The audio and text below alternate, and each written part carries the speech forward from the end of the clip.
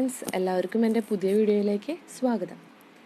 ഇന്ന് ഞാൻ ബൺ ഓംലെറ്റാണ് ഉണ്ടാക്കുന്നത്. അതിനായിട്ട് ഒരു അരക്കപ്പ് നന്നായി ചെറുതാക്കി അരിഞ്ഞ സവോള എടുത്തിട്ടുണ്ട്. ഇനി ഒരു 1/4 കപ്പ് തക്കാളി, അത് നന്നായി നൈസായിട്ട് അരിഞ്ഞത്. ഇനി ഒരു പച്ചമുളക്, അത് നല്ല കനം കുറച്ച് അരിഞ്ഞത്. ഇനി നമുക്ക് അതിലേക്ക് കുറച്ച് പൊടികൾ ചേർക്കാം.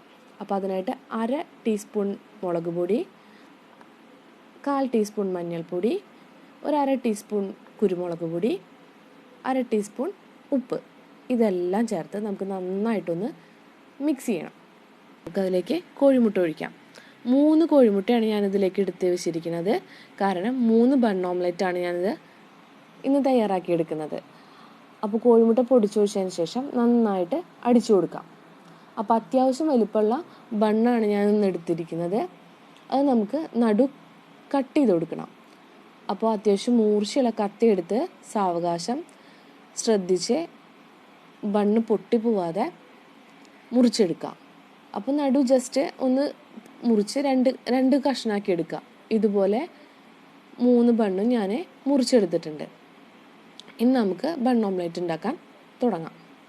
അപ്പോൾ അതിനായിട്ട് നമുക്ക് പാൻ ചൂടാക്കി വെളിച്ചെണ്ണ ഒഴിച്ച് നന്നായി സ്പ്രെഡ് ചെയ്ത് കൊടുക്കുക. അതിലേക്ക് ഈ കോഴിമുട്ടയുടെ മിക്സ് നമുക്ക് ഒഴിച്ച് അത് നന്നായി പരത്തുക. അതിലേക്ക് നമുക്ക് ഓരോ ബണ്ണിൻ്റെ കഷ്ണങ്ങളായിട്ട് വെക്കാം. അത് മുകൾ ഭാഗവും താഴ്ഭാഗവും അടുത്തടുത്തായിട്ട് തന്നെ വെക്കാൻ ശ്രദ്ധിക്കുക.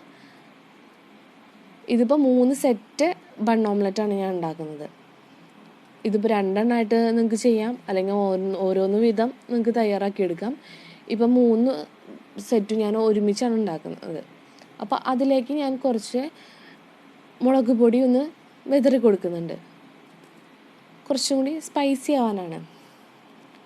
എന്നിട്ട് നമുക്കത് മറിച്ചിട്ടിട്ട് അപ്പുറത്തെ വശം കൂടി ഒന്ന് വേവിച്ചെടുക്കാം.